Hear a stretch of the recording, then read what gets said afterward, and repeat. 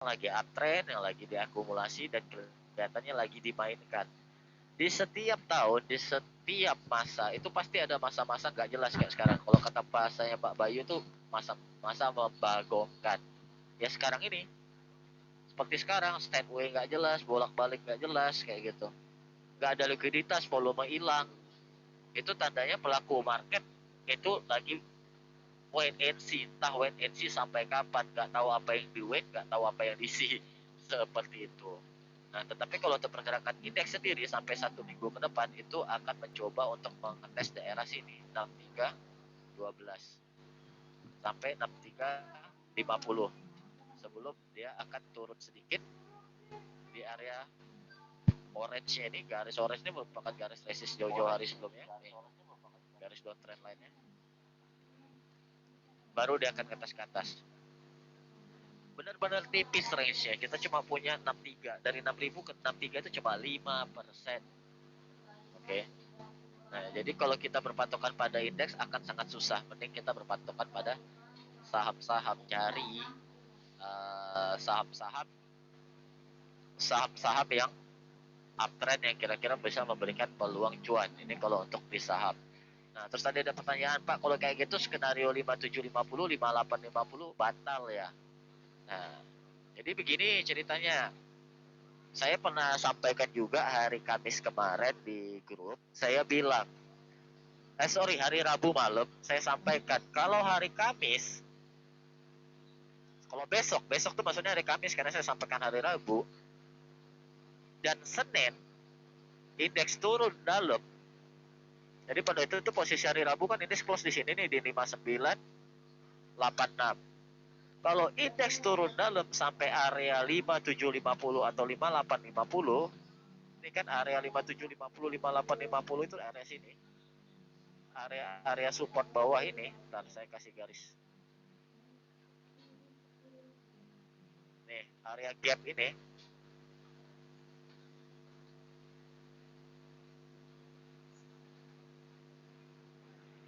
Nah, buy, maka beli. Jika indeks tidak sampai ke area merah ini yang merupakan area demand kuat ini, maka tunggulah hari Selasa. Tunggu ketika masanya habis. Dari mana kita tahu masanya habis? Hari Senin besok itu volume akan gede di sesi 1. Kalau volume sesi 1 besok juga masih tidak ada menunjukkan tanda-tanda pembalikan arah, tanda-tanda ada minat beli yang besar, Selasa baru kita masuk. Seperti itu. Jadi banyak teman-teman yang masih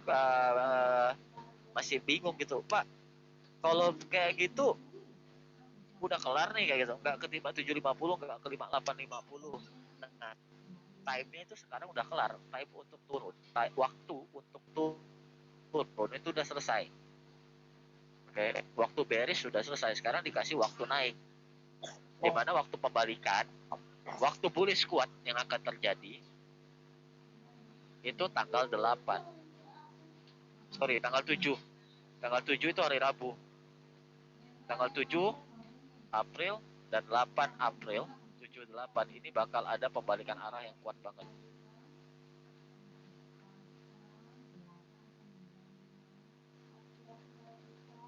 Nah, kalau kita baru masuk tanggal 7 dan tanggal 8 ini telat. Kenapa saya bilang telat? Karena ini udah jalan dulu, udah lari dulu. Makanya saya bilang masuk di Selasa tanggal 7-8-nya insya Allah ngabur dia, kabur ke atas, terbang, nggak tahu ada masalah apa. Yang pasti dia akan seperti pet yang tadi digambarkan ke ngetes 6350.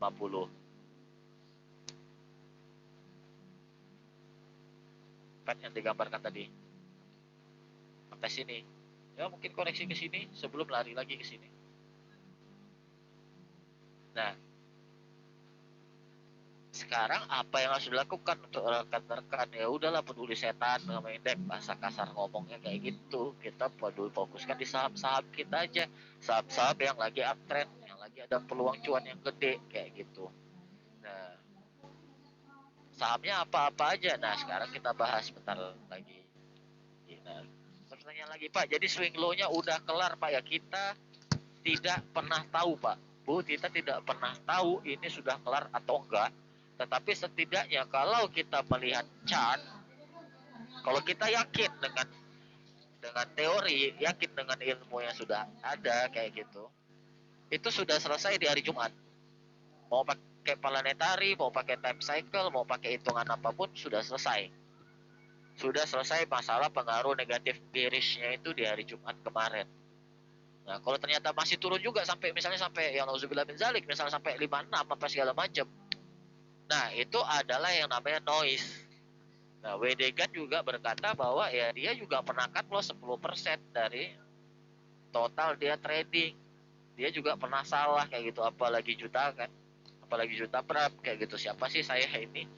Mbahnya time cycle aja masih pernah cut loss. Kayak begitu. Nah,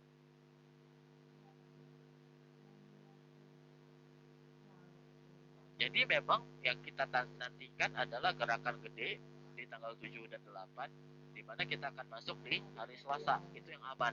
Tetapi kalau teman-teman yang mau trade masuk hari Senin gimana? Ya menurut saya aman-aman aja, tetapi tetap jaga jaga dengan cut loss untuk saham-sahamnya. Kenapa? Karena kita nggak trade indeks, kita trade saham. Kita trading saham, tetapi kalau dari candlestick sendiri, kayak dari pola candlestick ini bagus banget ini pola candlestick. Turun, tiba-tiba ada pin bar hijau. Ini tanda reversal yang kuat. Ini tanda reversal yang kuat banget. Candlestick pattern seperti ini, kayak gitu. Ya ini mungkin bisa jadi juga indeks bertingkah kayak gitu kan, membentuk kayak gini. Besoknya merah, merah, merah, tapi tetap aja arahnya naik. Mengenai masalah merah ya urusan merah kayak gitu. Yang penting arahnya naik atau kayak gini. Dia gocek dulu sekali, habis itu naiknya gila-gilaan. Bisa aja. Yang pasti kalau yang namanya saham, karena saham ini selalu ada yang namanya money inflow, entah dari dividen, investasi dari luar, entah dari investor-investor baru, dana pensiun, asuransi yang tiap bulan selalu ada dana yang masuk, itu memang selalu uptrend. Asal nggak salah pilih saham aja. Intinya seperti itu. Makanya saham dijadikan sebagai tempat untuk investasi. Pitbar dengan hammer lebih kuat mana? Pak ya jelas lebih kuat hammer itu udah pasti. Kalau pitbar itu kan candle ketidakpastian. Masih nggak jelas. Kalau break atasnya ya dia akan lanjut naik ke atas, break bawahnya dia bisa jadi turun bawah. Nah, sayangnya hari Kamis kemarin candle ini tutup di tengah-tengah. Di tengah-tengah antara dua garis kayak gitu. Kalau benar-benar kemarin tutup pas di atas garis biru ini ditutup di 6 ribuan misalnya. 6.028, 6.030 itu cakep banget. Ganteng kalau istilah saya. Ya, tapi ini enggak, ini di garis-garis tanggung di antara tren lain sebelumnya. Apakah ini cuma retest supportnya terus turun ke bawah lagi? Kecil kemungkinan itu. Makanya saya masih pede untuk dia akan lari ke retest ke garis hijau ini yang merupakan supportnya sebelumnya. Oke, saya pikir itu aja. Itu indeks ada lagi yang mau ditanyain? Iya, itu inside bar samping. Nah, sekarang balik lagi ke sini ke mulai masalah time cycle tadi. Jadi rekan-rekan udah jelas ya bahwa hari Senin itu besok itu merupakan titik temu dari dua siklus 60 hari dan siklus 90 hari. Siklus 60 day dan siklus 90 day dari titik low yang di 1 Februari. Nah, bahkan ini siklus 120 day dari titik low di 15 Januari. Oke. Jadi hari Senin besok itu bakal ada momentum yang kuat. Momentum yang kuat dari sisi trend. 9 poinnya 9,5 per 10 lah, 95 per 100 itu akan terjadi pembalikan arah. Persentase keyakinannya, selang keyakinannya 95% terjadi reversal trend. Ini trend. Jadi ini kalau ini trendnya kita lihat ini kan trennya tren turun kayak gini. Nah, kemungkinan besar 95% itu trennya berubah. Sampai mana? Itu adalah sampai tanggal 31 Mei. Pak, kok pede banget akan naik ke atas? Ya lah, musim dividen, bagi-bagi duit, ada money inflow yang masuk yang bisa diinvestkan kembali.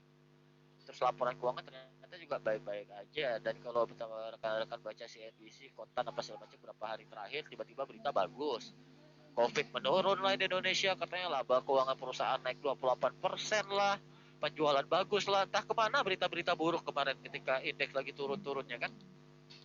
Baca aja lah berita-berita buruk dari tanggal 19 Maret sampai tanggal 31 Maret kemarin kan berita buruk terus. SWF gagal lah, Covid meningkat lah, apalah, tangki Pertamina meledak lah, serangan teroris Mabes Polri lah, terus sekarang tiba-tiba hilang beritanya. Mungkin besok pagi kalau sebelum market open rekan-rekan baca itu tiba-tiba berita bagus-bagus aja tuh. Jadi kalau teman-teman yang trade by news kayak gitu, trade by news yang hanya mengandalkan nungguin berita apa, itu telat gitu. Seharusnya kita udah tahu duluan, oh di tanggal ini ada planetary yang kelar dan cycle dari 30 hari dan 60 hari yang berlangsung di hari Senin. Kemungkinan ada pembalikan arah. Ya udah, mari kita doain bersama beneran semoga indeks ke 6383 retest lagi. Seperti itu. Nah, saham-sahamnya apa aja? Nah, kalau saya sih pribadi masih berat di banking, second liner, sama properti, dan tetap coal mining tetap masuk. Kenapa? Harga coal masih naik. Nah, tetapi sebelum kita bisa memutuskan bener gak nih apa segala macam ya, kita tinggalin aja kan data-data indikator yang ada. Yang pertama, yang paling penting dari semua, US dollar terhadap rupiah. Nah, dolar terus menguat, jebol resistennya. Sebentar lagi udah memasuki area supply-nya. Semoga aja rupiah menguat, karena penguatan dolar itu jelek terhadap indeks. Rekan-rekan udah pernah belajarnya, udah pernah saya beritahu juga bahwa perbandingan antara indeks dan US dollar itu berbanding terbalik.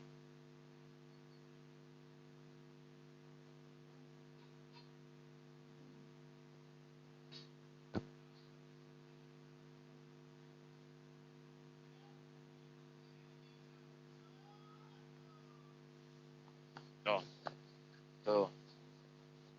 Yang garis oranye nih dolar terhadap rupiah, indeks lihat, rupiah menguat atau dolar melemah, indeks naik. Lihat di sini, rupiah melemah alias dolar menguat, indeks turun. Rupiah hancur lebur, indeks hancur lebur. Rupiah mulai menguat, indeks naik lagi. Paham ya? Ternyata tadi kita perhatikan di chart US dollar terhadap indeks, terhadap rupiah, USD terhadap IDR, ternyata rupiah melemah. Ini buruk bagi indeks. Tetapi apakah buruk bagi semua saham? Tidak, belum tentu. Saham-saham yang pendapatannya dalam dolar itu bagus.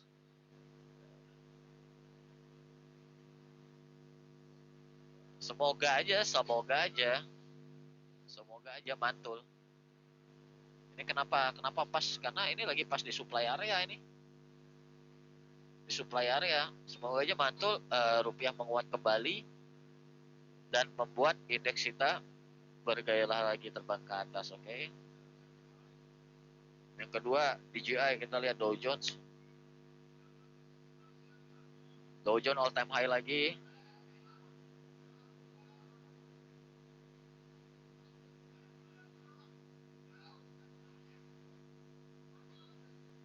Tapi iya sih ada divergent ini, Dow Jones ada divergent kecil.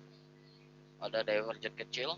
Ingat, divergent bukan berarti pembalikan arah ya, bukan berarti pembalikan arah, tapi ada kemungkinan koreksi ya. Kalaupun koreksi Dow Jones paling 1% lah ke sini, nggak jauh lah, 32 638. Tapi masalahnya adalah walaupun divergent beberapa hari lalu, tetapi tetap naik terus berapa kali Dow Jones mengalami divergent. Di sini divergent juga nih, tetap naik, tetap all time high walaupun koreksi dulu. Dow Jones oke. Rupiah di supply area kita doain turun, dolar turun, rupiah menguat. Terus yang kita lihat lagi, oil.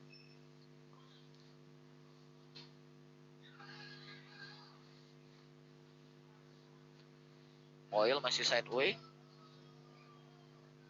itu gitu aja, jadi ya tidak ada perubahan yang berarti. CPO, nah emiten saham CPO ini harus diperhatiin nih. Ini formasi candle bullish, confirm mantul, dan sepertinya akan nutup gap. Kalau CPO balik lagi ke sini, was saham-saham CPO akan bagus banget. Nah, tetapi anggaplah CPO nggak gerak ya, turun dikit atau apa segala macam, itu laba-laba emiten CPO itu udah gila-gila semua. Labanya udah sama kayak laba tahun 2008 2010, tetapi harga sahamnya masih nggak sama kayak harga saham tahun 2008 2010, dan yakinlah cepat atau lambat harga sahamnya akan ngikutin. Ya. Terus apa lagi yang kita perhatiin? Batu bara, kita perhatiin dulu.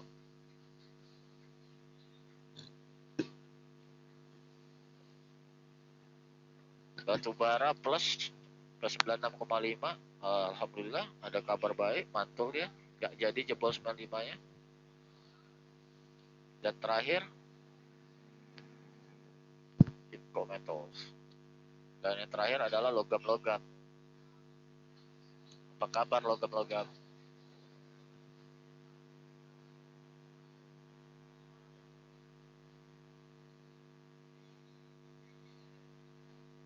NYMEX, copper, aluminium, lead, nickel. Nickel stok berkurang sih. Oke, kita lihat nickel.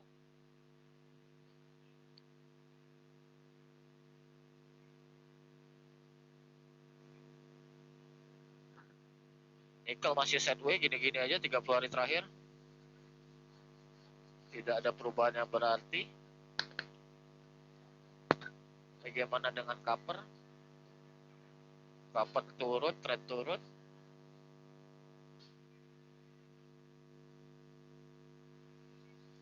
Dan bagi terakhir USD, XAU, emas.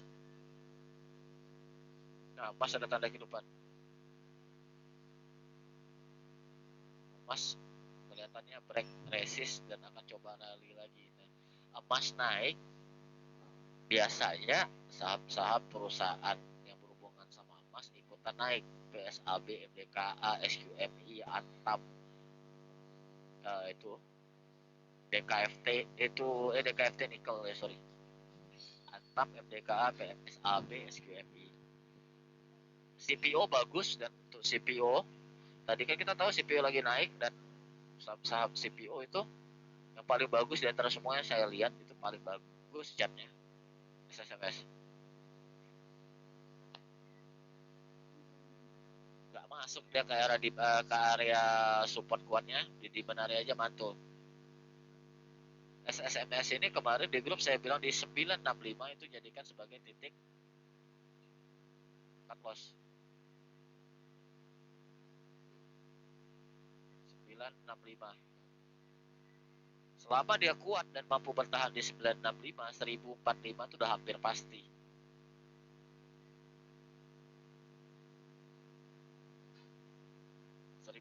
Udah hampir pasti. Kalau nasib baik, dia langsung ke 1325. Apakah mungkin ya, apa sih yang enggak di saham?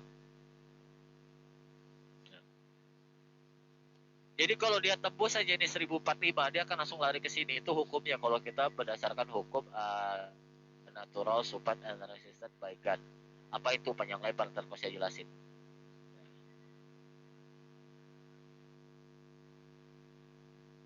Ya, penutup IHSG besok itu volume di sesi 1.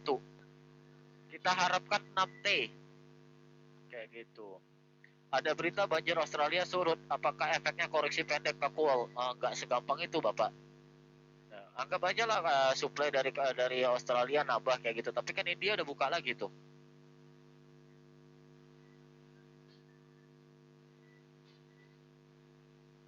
Untuk sektor penggerak indeks itu kedepannya itu tetap di banking ya. Nah, tetap di banking dan properti kalau saya lihat. Nah, kalau bankingnya itu terutama banking second liner. Nah, entah kenapa gitu saya suka banget sama catnya ini.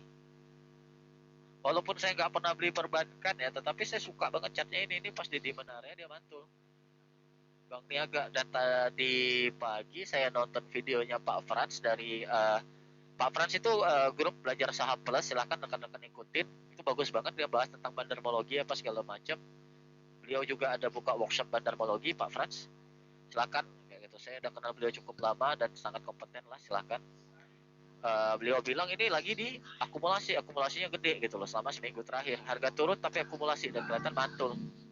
Saya lihat BNGA cakep banget gitu. Tadi Pak Frans juga ada sempat menyebutkan panen bank, cuma panen bank ini saya nggak pernah ngikutin ya, jadi saya nggak no comment lah. Karena chatnya juga amburadul, nggak jelas. Tapi kalau BNGA tadi, cakep. Terus kalau selain perbankan apa Pak? Selain perbankan ya properti. Nih, properti rata-rata di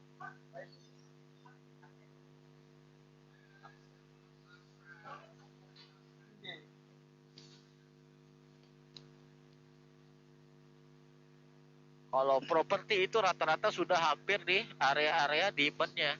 Nah, jadi sebenarnya bapak-bapak, ibu-ibu, daripada bapak-bapak, ibu-ibu bertanya satu-satu ke saya, Pak, saham ini bagus gak? Pak, saham ini jelek gak? Pak, saham ini gimana? Pak, saham itu gimana? Ini saya kasih yang simple ya. Saya kasih metode simple pakai banget. Ini bisa dipakai untuk analisis sederhana. Begini caranya, bentar. Sorry. Gimana caranya? Ini kemarin sudah saya ajarin di kelas 4D. 4D analisis saya udah saya ajarin. Tapi banyak rekan-rekan yang mungkin yang belum ikut, yang belum tahu apa segala macam. Satu, ketika saham koreksi turun terus sampai segala macam, di mana area-area demand-nya, area-area banyak terjadi transaksi yang ada base, bolak-balik apa segala macam. Kan di sini nih, udah jelas nih. Di bawah ini cut loss, di bawah 1070 cut loss. Di area sini udah boleh beli, 1100, 1105 udah boleh beli. Satu, lihat dulu area demand dan supply-nya di mana. Terus yang kedua, itu perhatikan kira-kira terbentuk pattern apa. Nah, kalau ini kan masih konsolidasi nih. Ini konsolidasi jelas nih. Patternnya bisa jadi, kalau mau dibilang double bottom bisa, mau dibilang triple bottom juga bisa kalau dia mantul. Atau bisa dibilang konsolidasi aja, konsolidasi dengan length lebar. Bisa aja. Ntar ini suaranya gimana ya, matiin ya? Oh ini. Oke. Bisa aja kan? Jadi rekan-rekan semua silakan lihat di mana area demand atau supportnya, satu. Terus yang kedua, lihat ini diakumulasi atau didistribusi. Nah, untuk ngelihatnya itu ada tool sederhana kok kayak gitu. Toolsnya untuk sementara ini bisa pakai tools di Stockbit. Kalau pakai laptop itu harus yang premium ya, 200.000 sebulan. Nah, kalau pakai HP itu free. Free indikator.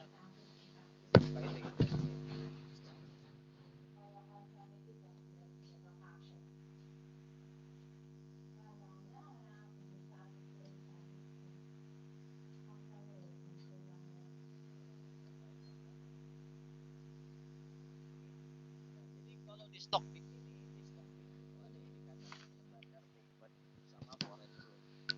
Nah, tinggal rekan-rekan lihat aja mana yang indikator bandar movement itu tetap naik ke atas. Oke, berarti itu bagi di akumulasi. Nah, atau pakai aplikasi data saham IDX. Sorry, data saham Indonesia. Aplikasi data saham Indonesia ini bisa menunjukkan uh, mana yang lagi di akumulasi nih. Nah, ini aplikasinya ya. Kelihatan nggak nih? Oh, pasti nggak kelihatan Lawis. Bandar movement dan foreign flow. Enggak, kita nggak 100% ya. Kita nggak bisa 100% lihat wah pasti itu lagi diakumulasi, enggak. Tetap TA yang utama. Tapi yang paling bagus adalah TA yang harga sahamnya lagi turun mendekati demand area dan indikatornya itu menyatakan akumulasi. Nah, kalau pakai data saham Indonesia ini, kita bisa lihat juga track broker accumulation. Saham yang muncul apa-apa aja. Data saham Indonesia.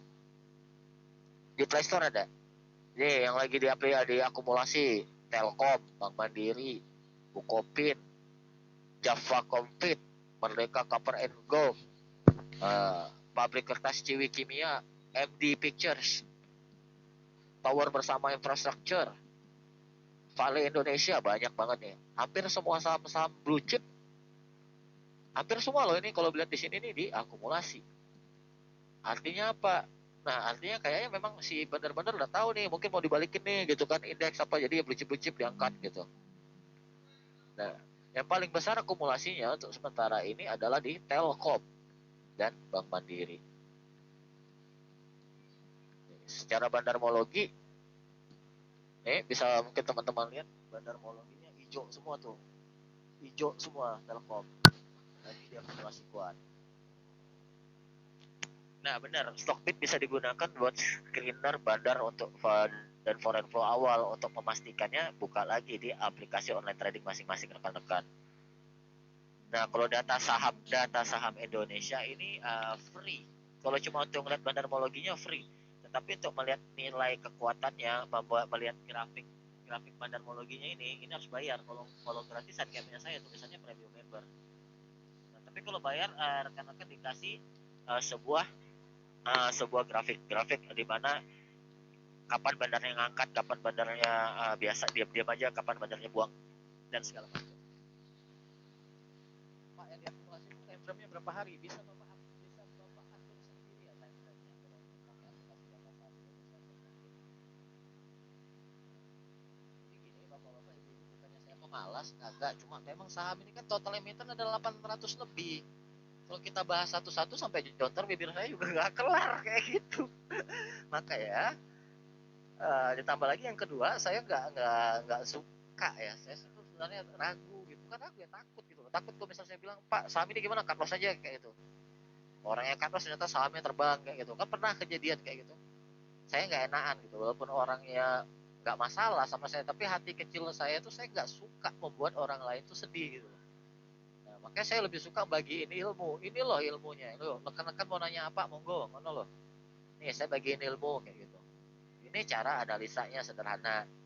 Buku-buku udah saya kasih apa segala macam. Nah, kalau teman-teman tahu di Telegram, semenjak saya tahu chat yang belum dibalas tuh, chat yang belum unread, udah tahu caranya, udah mulai saya balasin satu-satu. Nah, di grup juga kalau mau bertanya silakan. Jadi ya kalau saya sih cara sederhananya saya lihat di mana areanya, saya lihatnya akumulasi atau distribusi. Sayangnya BSDE distribusi. Oke, BSDE distribusi. Kalau tadi kita perhatiin dolar menguat, kemungkinan emiten yang pakai dolar itu yang diuntungkan dan lagi akumulasi, dan di demand area yang saya lihat ya ini pabrik kertas Ciwi Kimia. Nah udah kan di demand areanya ada konfirmasi candle hijau, kemungkinan pembalikan arah. Nah, kalau kayak gini gimana Pak Juta? Ya cut lossnya di bawah garis kotak hijau ini, take profitnya ya di supply area. Di mana supply areanya? Ya di sini di 12.200. Nah, kalau misalnya nasib oke mungkin sampai diangkat sampai supply area di atas lagi. Screen ya di 13.800. Mohon maaf Pak Cinta, screen-nya belum masuk Pak. Oh iya ya. Weh sorry. Oh ya, nah nih. Ciwi Kimia akumulasi. Sekarang di demand area toh. Dari gambar loh. Masuk ya, di demand area. Ada candle hijau. Ini batas cut loss di bawah. Oke. Area supply-nya area merah ini. Nih saya perkecil ya area supply-nya di sini. Kecil lagi bisa itu. Jangan. Area supply yang paling tingginya di sini, di ungu. Kalau udah di ungu ini hukumnya jual aja udah, take profit aja. Kalau beneran mantul sampai sini sampai 16.000 beneran dikasih jual. Oke. Kenapa? Karena dia ngelewatin 2 supply area kan. Area 1 sini, area 2 sini, hampir nggak mungkin 2 supply area ditembus sekaligus, hampir nggak mungkin. Iya benar. Seperti itu. Neki misalnya. Nah, sederhana aja, apalagi yang tadi diakumulasi Telkom kan saya bilang tadi. Telkom. Tadi kita udah dapat ya Bank Niaga akumulasi demand area